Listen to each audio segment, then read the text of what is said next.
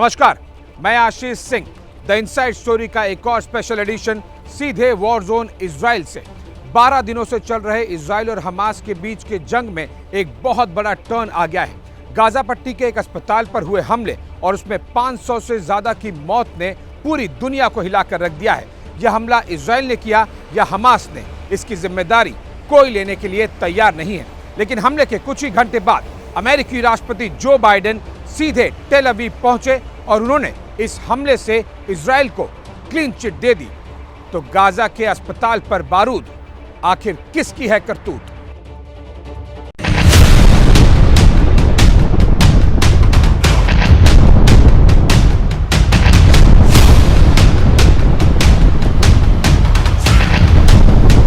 आधी रात को गाजा पट्टी के अस्पताल पर बारूदी हमला हुआ।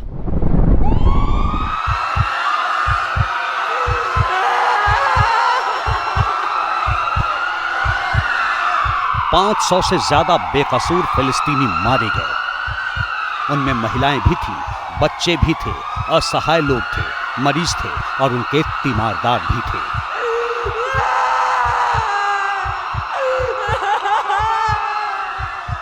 उनमें गाजा पट्टी के वो आम लोग भी थे जो इजराइल की एयर स्ट्राइक से जान बचाकर अस्पताल में शरण लिए हुए थे। लेकिन यहां भी जान सलामत न रही। हमले में सैकड़ों के चीथड़े उड़ गए।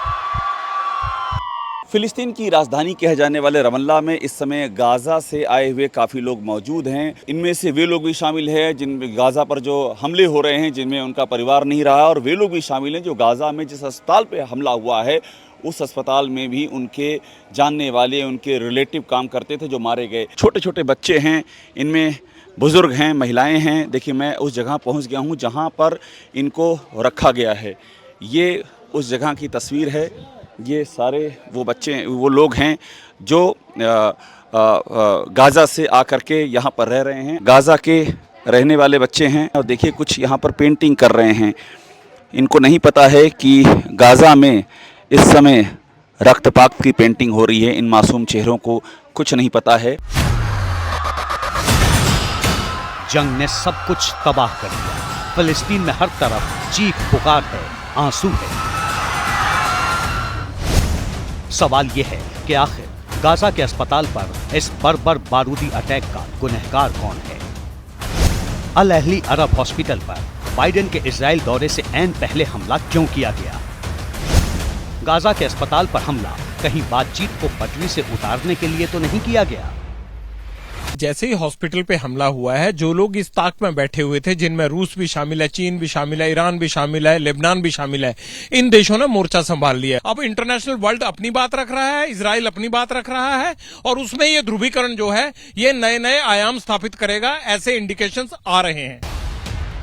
इसको लेकर सभी पक्ष एक दूसरे पर दोष मढ़ रहे हैं। इजराइल कह रहा है हमला हमने नहीं किया। हमास कह रहा है हमला हमने नहीं किया। फिलिस्तीन इस्लामिक जिहाद नाम का हथियारबंद संगठन कह रहा है हमला उसने नहीं किया। लेकिन हमला तो हुआ है और मामूली नहीं, बहुत भीषण हुआ है। हमले के बाद उठती लपटें, हमले के बाद की चीख पुकार, हमले के बाद की बदहवासी, हमले के बाद का ये मलबा, ये हमले के निशान, ये सब बता रहे हैं कि गाजा पट्टी के अस्पताल में भीषण नरसंहार हुआ है। तो अगर इजराइल ने ये नहीं किया, हमास ने नहीं किया, पीआईजे ने नहीं किया, तो फिर बमबारी या रॉकेट अटैक से 500 लोगों को मारा किसने? गाजा पट्टी के अल अहली अरब अस्पताल पर हमला किसने किया? इस पर किसका क्या वर्जन है, ये हम आपको बताते हैं। आपके सामने वो तमाम बयानात जो दोनों तरफ से दिए जा रहे हैं। पीआईजे का आरोप, हमले के पीछे इजराइल, जबकि इजराइल का आरोप है कि फिलिस्तीनी इस्लामिक जिहाद यानी पीआईजे का इसके पीछे हाथ है। पीआईजे ने कहा कि इजराइल ने एयर स्ट्राइक की है। इजराइल ने कहा कि पीआईजे का रॉकेट मिसफायर हुआ है। पीआईजे का आरोप यह कि इजरायली एयरफोर्स का ऑपरेशन है, जबकि ऑपरेशन का टारगेट अस्पताल नहीं। यह बात इजराइल की तरफ से कही गई है। गाजा पट्टी से ही दागा गया था रॉकेट, यह भी इजराइल का कहना है। इजरायली एयरफोर्स ने स्मार्ट बम गिराया, यह पीआईजे का आरोप। पीआईजे ने कहा कि हमले में ज्यादातर विस्थापितों की मौत हुई है। इजराइल का साफ तौर पर कहना कि हमले के लिए हम जिम्मेदार नहीं हैं। तो इजराइल की तरफ से जो बातें कही गई और पीआईजे का जो आरोप है वो आपके सामने है। सबसे अहम बात यह है कि एक दिन के तूफानी दौरे पर इजराइल पहुंचे अमेरिका के राष्ट्रपति जो बाइडेन ने इस मामले में इजराइल को clean chit they the. I was deeply saddened and outraged by the explosion at the hospital in Gaza yesterday. And based on what I've seen, it appears as though it was done by the other team, not you. अब सवाल ये उठता है कि Biden ने Israel को इस मामले में क्लीन चिट कैसे दे दी, तो उसका जवाब है ये वीडियो जो इजरायली डिफेंस फोर्सेस ने जारी किए हैं। अस्पताल पर हमले के बाद इजराइल ने यह साबित करने की कोशिश की कि ये सब फिलिस्तीनी इस्लामिक जिहाद नाम के हथियारबंद ग्रुप का किया धरा है। इजराइल का दावा है कि रॉकेट गाजा से ही दागा गया जो मिसफायर होकर अस्पताल पर गिरा। इजराइल ने सबूत के तौर पर 3 चीजें सामने रखी। पहला, हमले से पहले और बाद का वीडियो। दूसरा, कथित तौर पर मिसफायर हुए रॉकेट हमले का वीडियो। तीसरा, इस्लामिक जिहाद के आतंकियों की कथित बातचीत का audio. An analysis of the IDF operational systems indicates that a barrage of rockets was fired by terrorists in Gaza at the time it was hit. Intelligence from few sources that we have in our hands indicates that the Islamic Jihad is responsible for the failed rocket launch which hit the hospital in Gaza. This is the responsibility of Islamic Jihad that killed innocents in the hospital in Gaza. जंग के बीच ऐसे आरोप प्रत्यारोपों से भले ही सारे पक्ष खुद को बचाने की कोशिश करें, लेकिन अस्पताल पर हुए हमले की तीव्रता देखिए। ये तस्वीरें गवाही दे रही हैं कि आधी रात को गाजा के अस्पताल पर हमले में कितना खतरनाक नरसंहार हुआ। 500 आदमी का मरना, ये कह देना कि ये मिसगाइडेड रॉकेट था।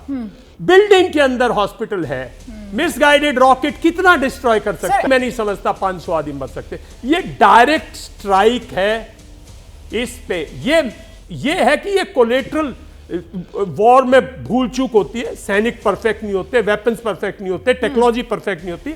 ये बहुत पावरफुल कोई स्ट्राइक है जो कि मिसगाइड हुई है।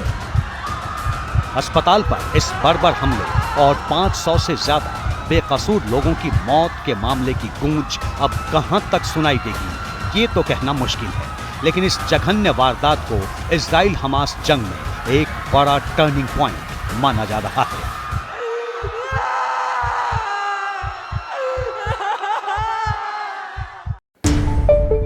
और अभी एक बड़ी खबर आ रही है। इजराइल के दुश्मनों को बाइडेन की दो टूक। इजराइल पहले से कहीं ज्यादा मजबूत, यह कहना है बाइडेन का। इजराइल पर हमला करने की सोचना भी मत। अमेरिकी राष्ट्रपति की तरफ से यह बातें कही गई हैं। इजराइल पहले से काफी मजबूत और इजराइल पर हमला करने की सोचना भी मत। तो एक तरीके से आप देखिए अमेरिकी राष्ट्रपति का पूरी दुनिया को यह साफ संदेश। पूरी मजबूती के साथ अमेरिका इजराइल के साथ खड़ा है। अस्पताल पर अटैक के बाद से इजराइल हमास जंग का नैरेटिव अब बदलता हुआ दिखाई दे रहा है। अब तक ईरान के अलावा कोई भी और दूसरा अरब देश हमास के साथ खड़ा हुआ नहीं दिखाई दे रहा था, लेकिन अस्पताल पर अटैक के बाद से अब अरब देशों में इजराइल के खिलाफ लामबंदी तेज हो गई है। जंग को रोकने की कोशिश कर रहे जॉर्डन ने एक अहम मीटिंग रद्द कर दी है। अरब देशों में लोग सड़क पर उतरकर इजराइल के खिलाफ जंग की मांग कर रहे हैं। अमेरिका ने इजराइल के साथ एकजुटता का ऐलान कर दिया है, तो रूस अरब देशों के सुर में सुर मिला रहा है। तो अब सवाल यह है कि क्या अस्पताल पर अटैक से महायुद्ध का ट्रिगर दब चुका है? क्या अब ये जंग पूरे अरब वर्ल्ड को झुलसाएगी?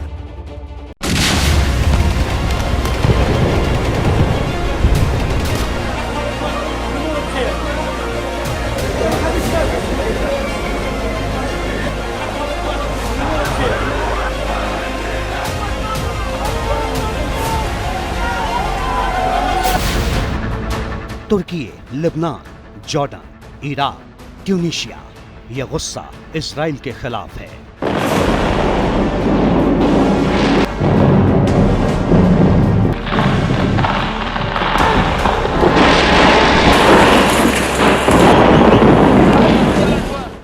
गाजा पर बमबारी कर रहे इजराइल के खिलाफ अरब वर्ल्ड में पहले से ही गुस्सा भरा हुआ था, लेकिन अब अल अहली अरब अस्पताल पर हुए अटैक के बाद अरब की धरती धधकने लगी है।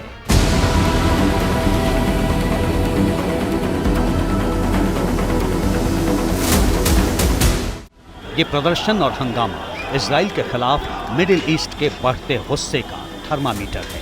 अब सवाल ये है कि क्या अल अहली अरब अस्पताल पर अटैक जंग का टर्निंग पॉइंट है? क्या अब जंग इजराइल वर्सेस हमास नहीं, इजराइल वर्सेस अरब वर्ल्ड होगी? क्या इस जंग की आग में अब पूरी दुनिया झुलसेगी? इजराइल के हर नए अटैक के साथ ये सुलगते सवाल और गंभीर होते जा रहे हैं। अरब वर्ल्ड में अब इजराइल के खिलाफ सीधा मोर्चा खोलने की मांग होने लगी है। ये तस्वीरें बेरूत की हैं। यहाँ हाथों में पोस्टर थामे प्रदर्शनकारी हिजबुल्लाह से मांग कर रहे हैं कि वो इजराइल के खिलाफ सीधा मोर्चा खोले। इस गुस्से का असर अमन की उम्मीदों पर भी दिखने लगा है। इजराइल हमास जंग रोकने के लिए जॉर्डन में अहम बैठक होनी थी, लेकिन अल अहली अरब अस्पताल पर हुए अटैक के बाद जॉर्डन ने यह समिट रद्द कर दी। इस बैठक में हमास इजराइल जंग को रोकने के प्लान पर चर्चा होनी थी। इस समिट में जॉर्डन के किंग अब्दुल्ला द्वितीय, मिस्र के राष्ट्रपति अब्दुल फतेह अल सीसी और फिलिस्तीन प्रशासन के प्रमुख मोहम्मद अब्बास को शामिल होना था। उम्मीद थी कि गाजा पर बमों की बारिश के बीच बाइडेन की मौजूदगी में होने वाली इस बातचीत में शांति का कोई रास्ता निकलेगा, लेकिन अस्पताल पर हुए हमले के बाद अब ये रास्ता भी बंद हो गया। अस्पताल पर हमला हुआ है, उसके बाद से ये लामबंदी और तेज हुई है। जितने भी मुल्क इकट्ठा हो रहे हैं इनके पक्ष में फिलिस्तीन के, उनके साथ भी जो है वो भी एक तरह से अपना मजबूती के साथ ईरान को ये कह रहे हैं कि अगर ये हमले नहीं रुके गाजा पर तो उनको कैसे पड़ना है। अस्पताल पर अटैक का जिम्मेदार कौन है, इसे लेकर हमास और इजराइल आमने सामने हैं, लेकिन 500 से ज्यादा बेगुनाहों की मौत से लोगों का गुस्सा अब उस मुकाम पर पहुंच गया है जहां से कभी आग पार की लड़ाई की शपथ ली जा रही है। फिलिस्तीन की राजधानी रामल्ला में हूं और ये रामल्ला का सिटी सेंटर है। ये वो सिटी सेंटर है जहां कल रात में जम करके पत्थर चले हैं, जम करके विरोध हुआ है। देखिए यहाँ पर अभी भी हमको दिखाई पड़ रहे हैं, ये सब पत्थर हैं, कल रात में जम करके यहाँ पत्थर चले हैं। वी रामल्ला यही वो जगह है जहाँ पर जम करके रात भर विरोध हुए हैं। गाज़ा में अस्पताल पर हमला हुआ है, उसके बाद लोगों का गुस्सा फूट पड़ा और बड़ी तादाद में वो यहाँ पर उतर आए सिटी सेंटर और जम करके यहाँ पर नारेबाजी हुई। फिलिस्तीन की सरकार के खिलाफ नारे लगा रहे थे, उनमें ज़बरदस्त गुस्सा था। अरब देशों में अब OIC के बैनर तले इजराइल के खिलाफ मोर्चा खोलने की मांग होने लगी है। जंग के बाद से इजराइल के खिलाफ आग उगल रहे ईरान ने कहा कि अस्पताल पर हमले के गंभीर परिणाम होंगे। सऊदी अरब ने इसे इजराइल का जघन्य अपराध बताया है। जॉर्डन ने इसे नरसंहार और युद्ध अपराध बताया है। कतर ने हमले के लिए इजराइल को जिम्मेदार ठहराया है। तुर्की ने कहा है कि ये इजराइल के अमानवीय हमले का सबसे नया उदाहरण है।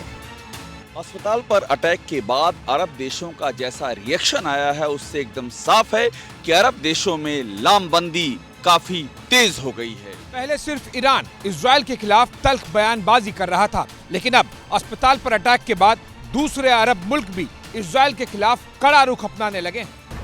अरब देशों में इजराइल विरोधी लामबंदी को आगे बढ़ाते हुए सऊदी अरब की पहल पर ऑर्गेनाइजेशन ऑफ इस्लामिक कोऑपरेशन की बैठक हो रही है।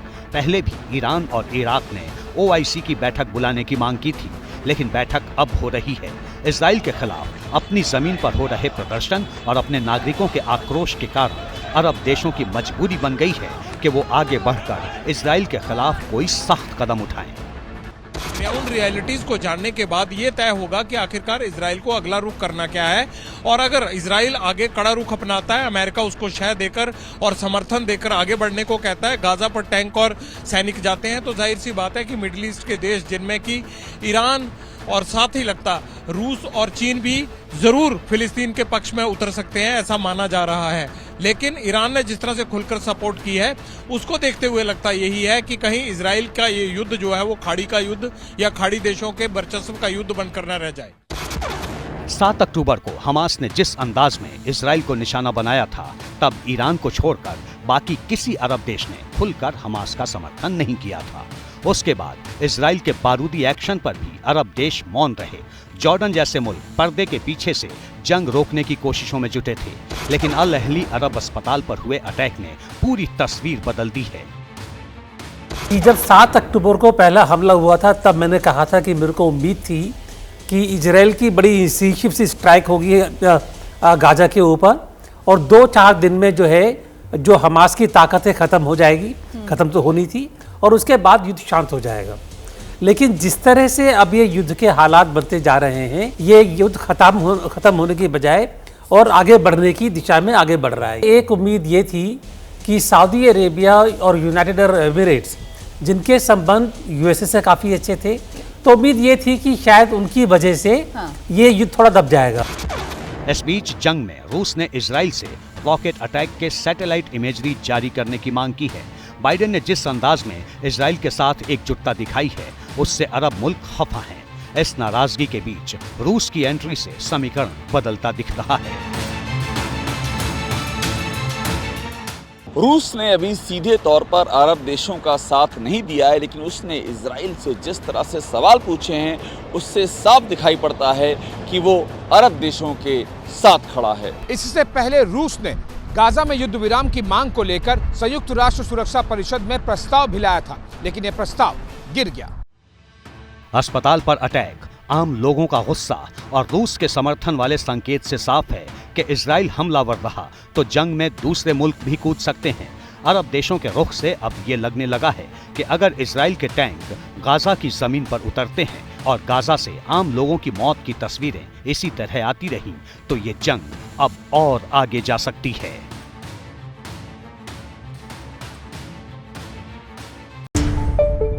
और अभी की बड़ी खबर मैं आपको बता दूं, हमास को लेकर अमेरिका के राष्ट्रपति बाइडेन का एक बड़ा बयान सामने आया है। फिलिस्तीन का मतलब हमास नहीं, हमास फिलिस्तीन का प्रतिनिधित्व नहीं करता, ये बात बाइडेन की तरफ से कही गई है।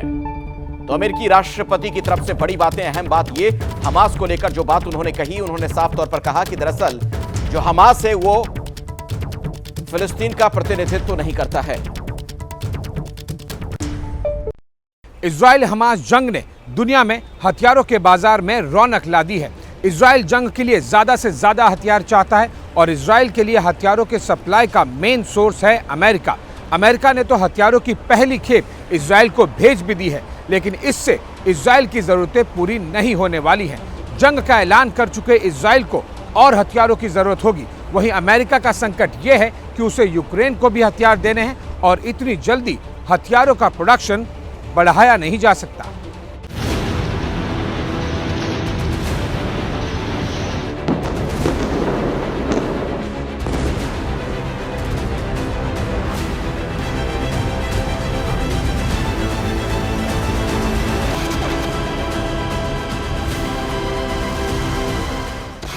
गाजा पट्टी पर बेहिसाब बारूद की बारिश हो रही है। आसमान से रॉकेट की अग्नि वर्षा हो रही है। टैंक आग के गोले उगलने की तैयारी में हैं। इजराइल हमास जंग से दुनिया में हथियारों का कारोबार करने वाली कंपनियों की चांदी हो गई है। जंग थमने के आसार नहीं दिख रहे और जंग जितने दिन खिंचेगी, यकीनन गोला बारूद और हथियारों के बाजार में रौनक उतनी ज्यादा बढ़ेगी। इजराइल ने साफ कर दिया है कि इस बार वो हमास का समूल नाश करके ही रुकेगा। हमास भी पूरी तैयारी का दावा कर रहा है। सवाल ये है कि आखिर जंग के लिए इतना गोला बारूद कहां से आएगा? इस सवाल का जवाब ये तस्वीरें हैं। हमास पर इजराइल का एक्शन शुरू होते ही अमेरिका ने इजराइल को हथियारों की पहली खेप पहुंचा दी थी। इस खेप में smart bomb, Iron Dome missile defence system के लिए इंटरसेप्टर और दूसरे एम्युनिशन शामिल थे। लेकिन सवाल है कि क्या आगे भी अमेरिका इजराइल को हथियार मुहैया करवाता रहेगा? यह इसलिए बड़ा है क्योंकि इजराइल अपनी रक्षा जरूरत का 81.8% अमेरिका से, 15.3% जर्मनी से, 2.6% इटली से, 0.1% फ्रांस से और 0.2% कनाडा से इंपोर्ट करता है। यानी इजराइल अपने हथियारों की जरूरत के लिए पूरी तरह अमेरिका पर डिपेंडेंट है। इसीलिए अमेरिकी रक्षा कंपनियों के लिए हमास इजराइल की जंग मुनाफा कमाने का बड़ा मौका है। लेकिन डिमांड इतनी ज्यादा है कि अमेरिकी कंपनियां इसे पूरा नहीं कर पा रही। दरअसल अमेरिका इस वक्त 3 मोर्चों पर फंसा हुआ है: इजराइल हमास जंग, रूस यूक्रेन जंग। इसके साथ ही अमेरिका को चीन के बढ़ते अग्रेसन की भी चिंता है। ऐसे में अमेरिका की परेशानी ये है कि वो हथियारों की सप्लाई कैसे बढ़ाए। पिछले साल पूरी दुनिया में मिलिट्री का खर्च $2.2 ट्रिलियन रहा है, जबकि दुनिया के देशों को हथियारों के निर्यात में अमेरिका की हिस्सेदारी 45% के आसपास है। रूस यूक्रेन जंग शुरू होने के बाद अमेरिका लगातार यूक्रेन को हथियारों की सप्लाई कर रहा है। अमेरिका अब तक यूक्रेन को $44 अरब के हथियार दे चुका है। जनवरी 2023 में अमेरिका ने यूक्रेन को 155 mm के करीब 3 लाख तोप के गोले भेजे थे। 2022 में अमेरिका ने यूक्रेन को 10 लाख तोप के गोले दिए थे। इजराइल की राजधानी तेल अवीव से द इनसाइड स्टोरी के स्पेशल एडिशन में आज मेरे साथ बस इतना ही। जैसे ही घड़ी का काटा दोपहर 2:30 पे आए, बबीता जी का दिल सास बहू साजिश के लिए मचल जाए। और ये है इनकी बहू, पूरे दिन ऑफिस की टेंशन हो जाए गॉन जब ये करें अपना फेवरेट शो फ्री टाइम पे ऑन। इनकी तरह आप भी देखिए अपना फेवरेट शो अपने टाइम पर और डाउनलोड कीजिए एबीपी लाइव ऐप अपने स्मार्ट टीवी पर।